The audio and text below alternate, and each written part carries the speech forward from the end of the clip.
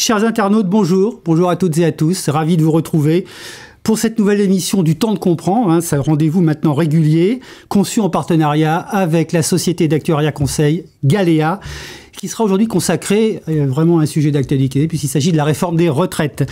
Alors, la loi de financement rectificative de la sécurité sociale pour 2023, portant justement réforme des retraites, a été publiée mi-avril, et nous voyons arriver déjà les premiers décrets d'application. Ces différentes mesures larges vont se diffuser évidemment à l'ensemble des régimes de protection sociale, aussi bien de base que complémentaires pour la prévoyance, notamment pour la santé, et supplémentaires pour la retraite. Alors, en tant que distributeur, en tant que conseiller, que faut-il faire ? Eh bien, déjà vous dire qu'il y a un boulevard, certainement, en termes de développement, et aujourd'hui une réponse simple. Agissez maintenant avant de devoir réagir demain dans la précipitation.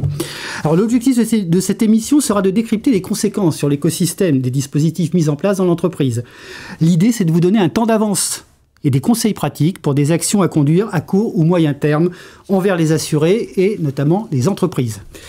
Avec moi sur ce plateau, Norbert Gautron, président de Galéa, coproducteur de cette émission. Bonjour Norbert. Bonjour Jean-Charles. Voilà, prêt à parler retraite ? Prêt.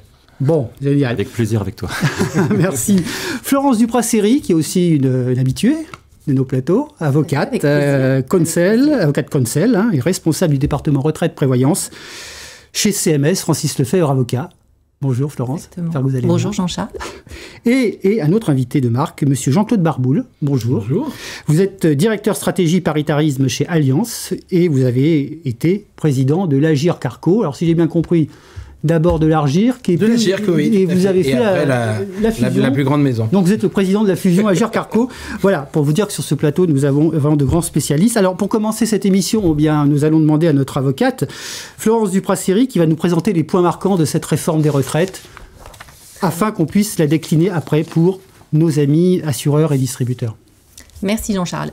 Alors ça va être un peu difficile évidemment de lister l'ensemble des points de la réforme, ça serait beaucoup trop long aujourd'hui, mais je vais revenir sur un certain nombre de points pour introduire notamment les interventions de Jean-Claude et Norbert. Donc le premier point, c'est celui dont on a évidemment le plus parlé, surtout dans le grand public, c'est le report de l'âge légal minimum de départ à la retraite. Donc l'âge avant lequel il est impossible de liquider une pension de retraite. Donc cet âge va être décalé progressivement de 62 à 64 ans. Pourquoi progressivement ? Parce que, évidemment, comme toute réforme des retraites, il y a un étalement. Première génération concernée, les personnes nées dans la génération après le 1er septembre 1961, pour atteindre, pour la génération 1968, les 64 ans, avec 3 mois d'ajout par année de naissance. Donc, 1er septembre 1961, ils partiront au plus tôt à 62 ans et 3 mois. Deuxième mesure qui a moins fait l'objet de débats dans le grand public, mais qui pour nous, professionnels évidemment, est au moins aussi importante, c'est l'augmentation du nombre de trimestres. Augmentation pour avoir le nombre de trimestres requis pour une retraite à taux plein, donc sans abattement. Mesure qui était déjà prévue par la loi Touraine, le calendrier était prévu, mais il est accéléré par rapport à ce qui était prévu. Et là aussi, sera concernée la génération née à partir du 1er septembre 1961, et le nombre de trimestres atteindra 172 pour la génération née en 1965. Alors, il y a plein d'autres mesures que je ne peux pas évoquer, mais je voudrais quand même souligner le changement intervenu dans le cadre du cumul emploi-retraite, qui va permettre, sous certaines conditions, désormais d'acquérir des nouveaux droits dans le cas d'une autre pension. Attention quand même, il faudra, pour avoir ce dispositif, si on reprend un emploi chez l'ancien employeur, avoir un délai de 6 mois de vacances entre la liquidation de la pension et la reprise. Donc il y a quand même des conditions. Et puis la retraite progressive aussi, qu'on peut noter, pour lesquelles effectivement il y a un assouplissement. L'employeur devra toujours donner son acceptation à la retraite progressive, mais il devra justifier son refus par une conséquence sur l'activité économique de l'entreprise. Donc il devra désormais justifier son refus, ça sera moins facile et donc plus facile à obtenir. Donc je pense que, comme on ne peut pas rentrer dans l'ensemble des mesures, qu'est-ce qu'il faut retenir en fait pour les professionnels ?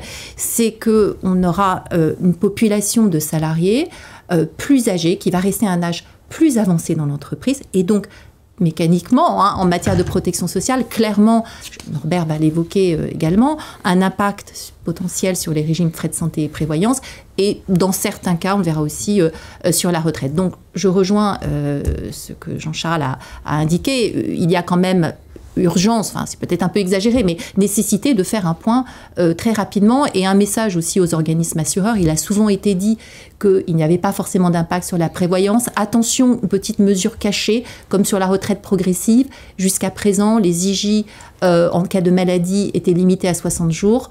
Ce plafond est supprimé. Donc, il peut y avoir des petites mesures à prendre en considération. D'accord, il y a des petits effets comme ça. Voilà, un peu... Une gouttelette à gauche, à droite. Caché, exactement. Un peu caché. Bon, merci pour cette présentation, en tout cas des points importants. Quand je disais urgence, c'est surtout pour ne pas réagir en urgence dans quelques années, dans 4-5 ans. Et ce qui veut dire aussi, donc, commencer à s'en préoccuper assez vite. Alors, Jean-Claude Barboul, je parlais précédemment d'évolution sur tout l'écosystème de la protection sociale. Est-ce qu'on va commencer, puisque vous êtes évidemment un spécialiste de la retraite complémentaire, pas de trompe, entre supplémentaire et complémentaire, Agirc-Arrco. Alors justement, quels vont être les principaux effets ? Alors, comme l'a dit Florence, il y a plein d'artefacts qui vont arriver au fur et à mesure. J'en citerai 3. D'abord, l'automaticité du transfert de l'âge qui passe de 62 à 64 ans de manière étalée, mais qui va s'insérer directement pour l'Agirc-Arrco. Pour les plus anciens, on avait toujours les psychodrames de la GFF auparavant, terminé. Là, c'est automatique. Deuxième élément, l'effet du décalage de l'âge. On a un régime en points. Donc, d'une part, ça va faire des économies, mais plus je reste, plus j'accumule des points. À une échéance plus ou moins longue, j'aurai plus de points, donc plus de charges. Donc ça, c'est des questions à regarder pour les régimes. Et puis, un troisième élément qui, à mon avis, avait fait beaucoup gloser, la question du bonus-malus, des coefficients de solidarité. On voit bien que cette question-là va être discutée, mais comme Florence l'a dit, comme l'âge se décale de manière progressive, c'est pas du blanc-noir, il va falloir regarder ces éléments-là. Je pense que les partenaires sociaux ont beaucoup de choses à discuter là-dessus. Oui, effectivement, ça va remodifier peut-être le mécanisme forcément du décalage d'un an. On se doute bien qu'il y a des choses qui vont être discutées. D'accord. Alors, un rappel, donc, et ça c'est important de souligner, c'est que c'est un régime qui est à la main des partenaires sociaux. Et qui finalement est équilibré, qui a même de belles réserves. De belles réserves. C'est-à-dire qu'il y a des réserves. Je veux dire un mot qui a des réserves, donc qui est bien géré, bien équilibré. Qu'est-ce que vous pouvez nous dire justement sur les fixations des paramètres qui vont arriver pour les futurs proches ? Alors déjà, vous avez raison de dire que c'est à la main des partenaires sociaux. Oui. Du coup, pour ce côté-là, c'est eux qui ont toutes les manettes pour pouvoir le faire de manière pleine et entière, même si on reviendra sur les questions de contexte, on ne peut pas s'exclure de complètement des contextes. D'abord, il y a la fixation des paramètres, déjà sur cette année, puisqu'en novembre 2023, il va falloir fixer la valeur du point, c'est-à-dire pour les retraités, quelle est l'évolution, on a un contexte d'inflation et tout ça, et en janvier 2024, la valeur d'achat, donc tous ces éléments-là vont être déjà naturellement vont en discuter. Deuxième élément très important, c'est que dans la construction du régime Agirc-Arrco, on avait mis en place un pilotage dit stratégique, qui est à la main des partenaires sociaux de manière quadriennale. Tous les 4 ans, on révise un petit peu ces éléments-là. Et le pilotage tactique, qui lui est à la main du conseil d'administration, dans, évidemment, la borne que les partenaires sociaux lui ont fait. Donc on va discuter de cet élément-là. Et là, du coup, on a des éléments à avoir. D'abord, quels sont les indicateurs qu'on prend. L'Agirc-Arrco a une variante du corps. On a vu que le débat sur la réforme des retraites avait montré que c'était quand même assez important. Deuxièmement, on n'est plus du tout discuter de la réforme des retraites, donc, même si elle est faite, mais elle a laissé un goût amer, donc je pense qu'il va y avoir quand même des discussions. Et globalement, quelle sera un peu l'équation financière des régimes dans des contextes qui sont... Je citerai 3. D'abord, un contexte socio-économique. Vous l'avez dit, la question du recul de l'âge, le travail des seniors, comment on gère ça dans l'entreprise, comment on gère les problématiques liées de départ. Ça, c'est très, très, très, très concret. On a les questions aussi autour de l'inflation. On la prend intégralement. Ça veut dire qu'on met des charges pour le régime. On la prend différemment. La valeur du point, ça veut dire à échéance plus de points, moins de points. Enfin, tous ces éléments-là, ils sont posés sur la table dans un contexte un petit peu compliqué. Il y a un fonds de roulement aussi qui fait à peu près entre 10 et 15 milliards. Depuis 2-3 ans, on a vu que les taux ont complètement changé et que donc là où on perdait de l'argent en immobilisant en trésorerie, bien demain, peut-être que ces éléments-là vont évoluer. Et vous l'avez dit, c'est des réserves. À peu près 67-70 milliards d'euros en dehors de ce... Qu'est-ce qu'on en fait? Ça, c'est le contexte, je dirais, socio-économique. Il y a le contexte étatique. Bon, la réforme, je redis, elle s'est faite dans la douleur, donc au niveau... Aujourd'hui, c'est un fait. La question des déficits. Parce que, certes, on peut avoir des réserves, mais on peut être aussi en déficit. D'ailleurs, l'Agirc Arrco, les réserves ne sont pas des provisions, c'est l'intérêt pour eux de pouvoir permettre aux partenaires sociaux de lisser les éléments. Donc, du coup, si on est des déficits, comment on gère la question du déficit de l'État, puisque c'est un régime obligatoire, et dans le programme de stabilité, on s'est engagé à faire un certain nombre de choses. Donc, je pense que, même si on a la main, en tant que partenaire social, les partenaires sociaux ont la main, je pense que l'État regardera de manière un petit peu appuyé. D'accord. Puis il y a le contexte des partenaires sociaux. Oui.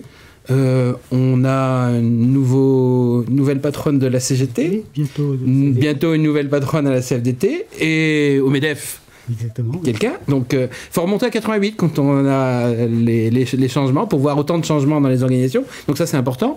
Je redis que la retraite a été quand même un peu compliquée, donc du coup, ça va aussi parler. Et... je retrouvais Montesquieu parlait de climat tempéré. Et les partenaires sociaux, ils sont obligés de gérer quand même la question des retraités, la question des entreprises, en termes de cotisation, ou exactement comment je pars, et puis il y a la question aussi des actifs sur l'accumulation de leurs points. Ça, c'est l'obligation des partenaires sociaux. On voit bien qu'il va y avoir du travail. Norbert, quelques points à préciser ?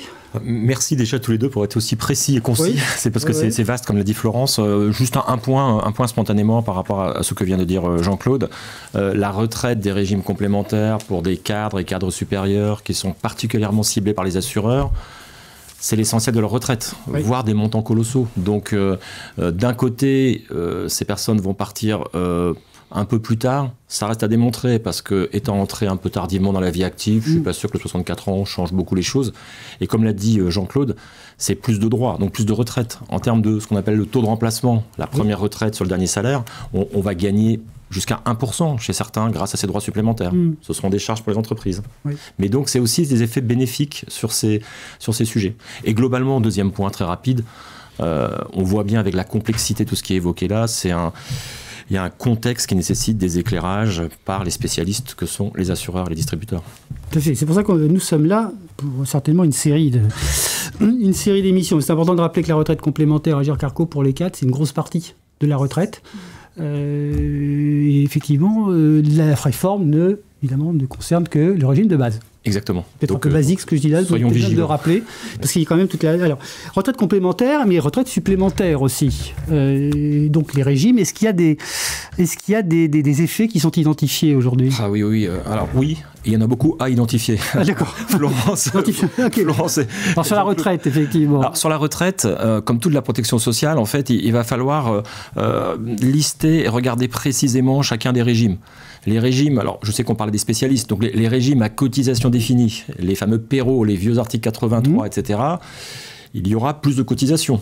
Je sais que Jean-Claude a une notion de plus de masse assurable quelque part. Il y a plus de cotisations. Alors bien sûr, ce seront des charges pour les salariés et les entreprises, mais ce seront surtout des droits supplémentaires. Donc plutôt de ce point de vue-là, une bonne nouvelle pour les assureurs et les bénéficiaires. C'est de ce côté-là. Sur les régimes qu'on appelle à prestation définie, on a eu la chance de faire une émission ensemble sur le sujet. Sur ces régimes-là, il faudra regarder au cas par cas, parce que si les gens travaillent plus longtemps, c'est peut-être plus de droits, mais c'est des droits versés plus tard. Donc il faut regarder l'impact pour les entreprises. Il faut regarder vraiment le niveau des droits, le moment où on les liquide. Bon. Il y a des régimes aussi qui sont auxquels il faut faire très attention, les régimes de pré-retraite. On dit qu'il n'y en a plus, mais il y en a un petit peu quand même.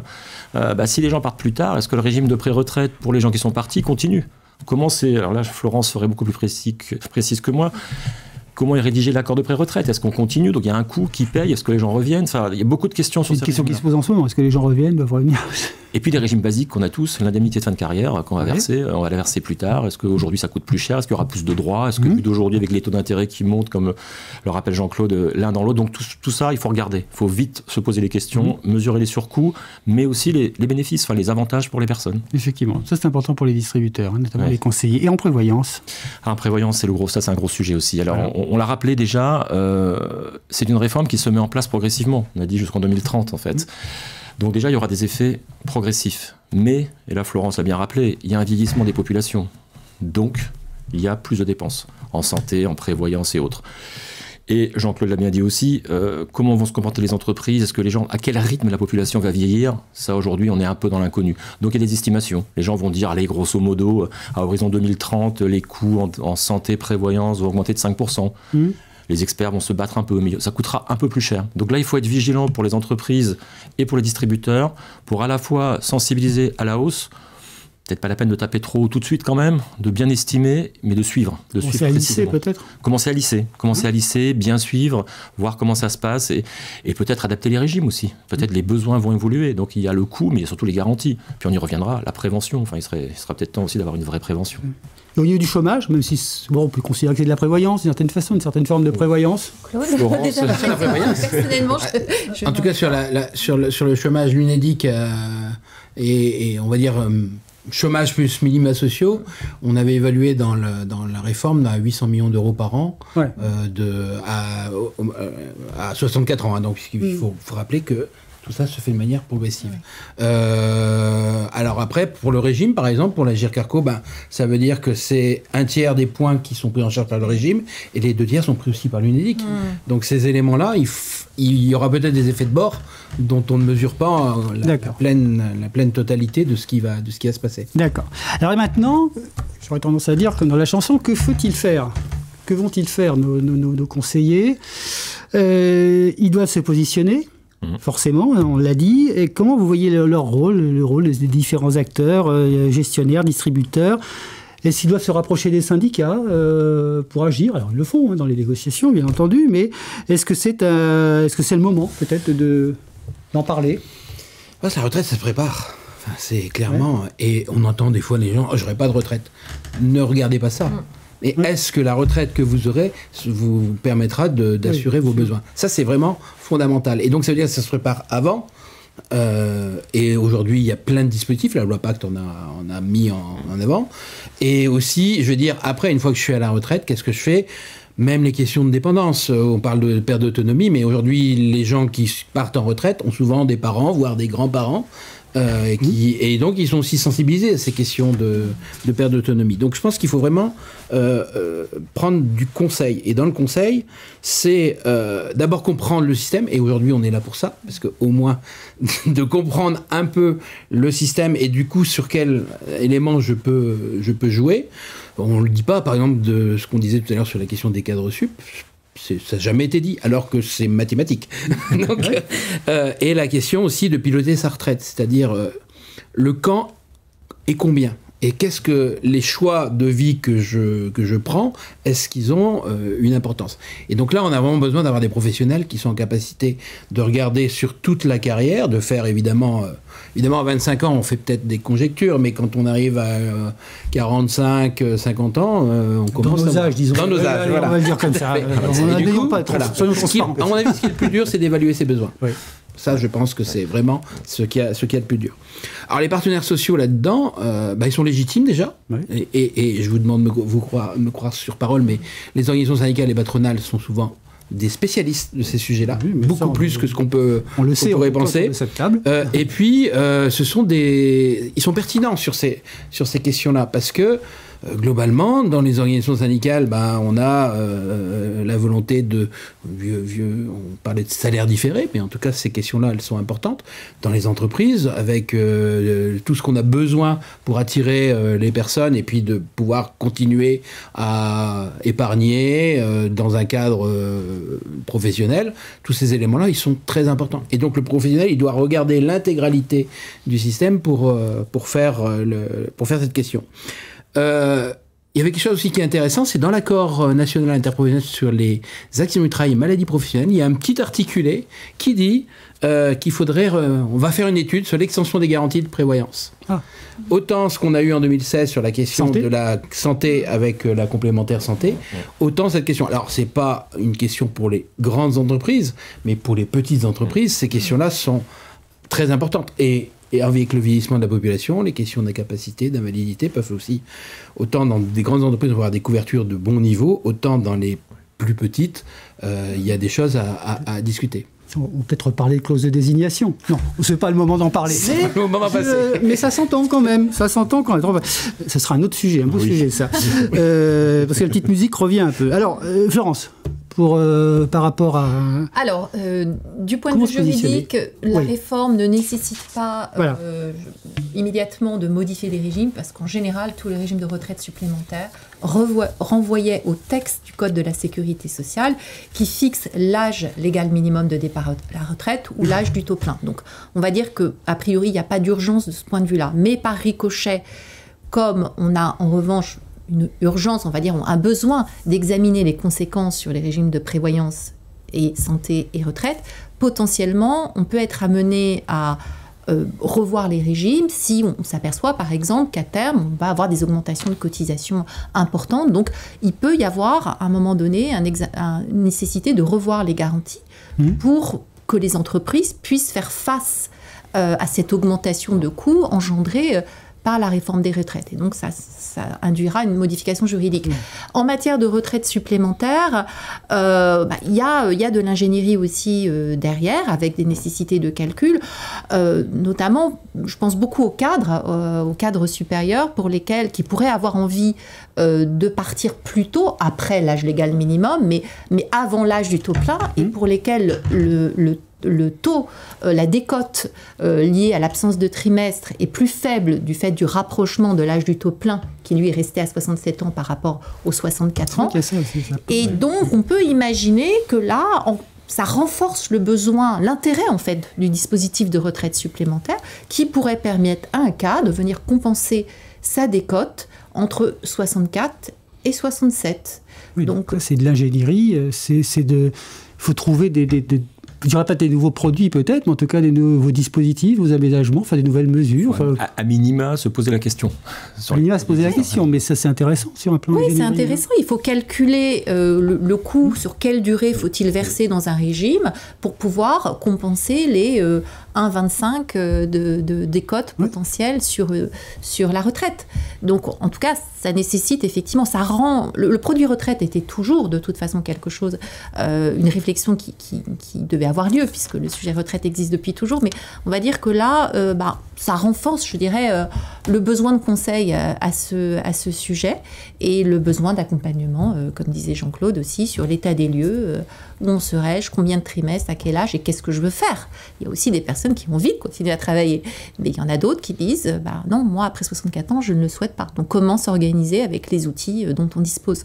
Donc, c'est pas la peine de s'affoler, parce que souvent, il y a eu certaines réglementations, législations qui imposaient très vite de changer les contrats ou de les revoir. Donc c'est souvent un peu compliqué. Non, donc là, il n'y a pas de mais justement, on peut souligner que les contrats de retraite supplémentaires peuvent être liquidés à l'âge légal minimum de la retraite, et non pas à l'âge du taux plein. Donc on peut tout à fait liquider son produit retraite à l'âge légal, alors même qu'on n'a pas le taux plein, et donc venir compenser la décote. Donc voilà, c'est une réflexion parmi d'autres, évidemment. Moi, je serais conseiller retraite, ça me plairait bien de faire ça aujourd'hui. Peut-être changer de métier. Parce que, non, mais c'est intéressant ce type de... Et ça, c'est valable pour les grandes entreprises comme pour les petites.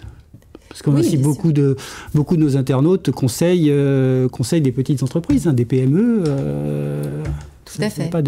Mais j'insiste, comme l'a dit Jean-Claude, c'est vrai que c'est quelque chose qu'il faut anticiper, parce que c'est pas avec 2 années de versement dans un régime de retraite supplémentaire qu'on va arriver à compenser la décote. Donc c'est des sujets effectivement qu'il faut aborder le plus tôt possible en amont, mais qui intéressent tant les salariés, qui peuvent faire des versements facultatifs dans leur régime de retraite, que l'entreprise, qui elle aussi a quand même un intérêt à ce que les salariés les plus âgés puissent éventuellement partir un petit peu plus tôt, en s'étant organisés pour avoir le niveau de retraite tout confondu qui leur permette d'atteindre un niveau de revenus. De revenus effectivement correspondant de remplacement, au taux plein. C'est intéressant parce que ça touche aussi l'épargne salariale. enfin les partenariats via le PERCOL, qui sont concernés par ces évolutions. Norbert, pour vous? Déjà sur ce point-là, c'est vrai avec des réflexions sur le partage de la valeur par ailleurs. Oui, donc tout ça c'est évidemment très regroupé. Non, sur ce point-là, pour compléter tout ce qui a été dit là, l'arsenal en termes de retraite supplémentaire existe. Jean-Claude a souligné la loi Pacte. On a beaucoup réfléchi avec les assureurs, les distributeurs sur la loi Pacte. Les produits existent, peuvent être ajustés. On peut verser des rentes. La retraite, c'est qu'on avait déjà évoqué ensemble à plusieurs émissions, de la retraite, c'est d'abord de la rente. Donc on n'est pas obligé de verser du capital, on peut adapter, on peut faire pas mal de choses. Donc on a ça pour les régimes à cotisation définie, on a des régimes à prestation définie, l'arsenal existe. Donc les distributeurs, assureurs ont la chance d'avoir les produits nécessaires pour répondre à la demande. Côté entreprise, la problématique, c'est de gérer le court terme, le vite, avec des gens qui arrivent aussi voir des RH en disant mais moi ça veut dire quoi le comment, comme dit Jean-Claude, le quand, le quel montant, enfin toutes ces questions, le quand et le montant, les gens sont un peu chamboulés, donc il faut les former, il faut leur apporter des réponses, et en même temps les RH dans les entreprises doivent avoir une stratégie à plus long terme pour la retraite, pour la prévoyance, pour la santé. Donc il faut dans l'entreprise gérer ce moment un peu délicat, mais se projeter un tout petit peu et voir dans les produits existants comment on adapte. Peut-être fini les stratégies d'antan où il fallait mettre en pré-retraite, non? C'est un peu comme ça, non? Il y a quand même des dispositifs. La retraite progressive, c'est pas de la pré-retraite, ça n'a rien à voir. Puis je parle devant des spécialistes, mais il y a quand même des pistes à creuser. Peut-être pas juste pour des spécialistes, des cadres spécialisés. La retraite progressive, c'est peut-être quand même quelque chose à creuser. J'y crois beaucoup à titre personnel, mais voilà. Donc il y a des montages à pas forcément beaucoup plus, je sais pas, beaucoup utilisé, non, je sais pas, pour la retraite progressive. Alors, dans les grands groupes, vous, Florence, vous voyez peut-être dans les... Non, parce que c'était à la main de l'employeur. Oui. Voilà. Et donc après aussi, la question, c'est la fin je dirais le départ du salarié, et donc là effectivement c'est assoupli du côté du salarié, puisque l'employeur devra justifier de son refus par rapport à l'impact sur l'activité économique de l'entreprise. Donc effectivement du côté salarial, je pense que c'est une solution qui est effectivement extrêmement intéressante, qui permet également d'acquérir des nouveaux droits et de réduire son activité.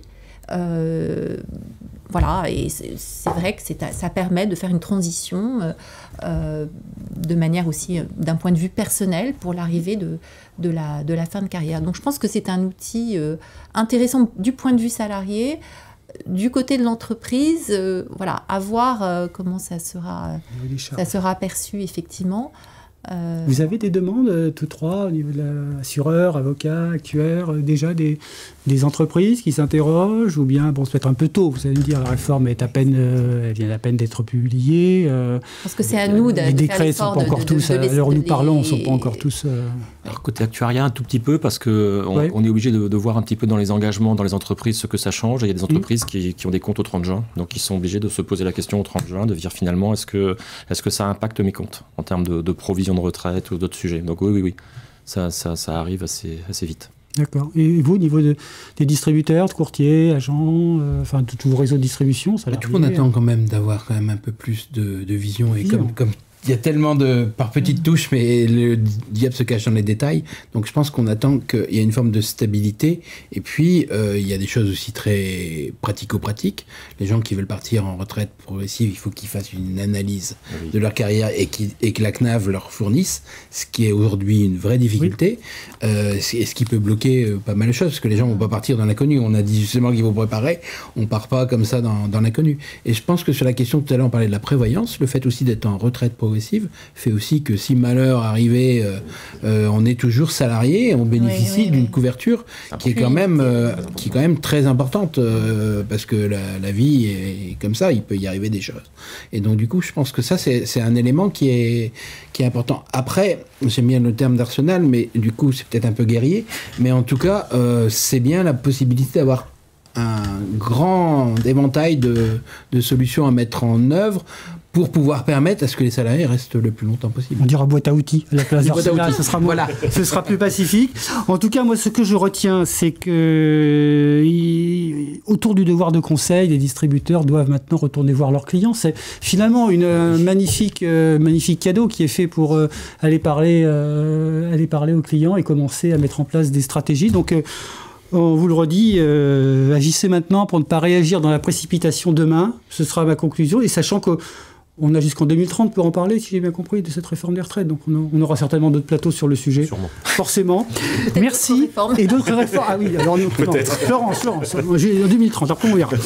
En tout cas, merci à vous. Merci Norbert Gautron, président de l'IAEA. Merci Florence, donc avocate, spécialiste retraite prévoyance chez CMS.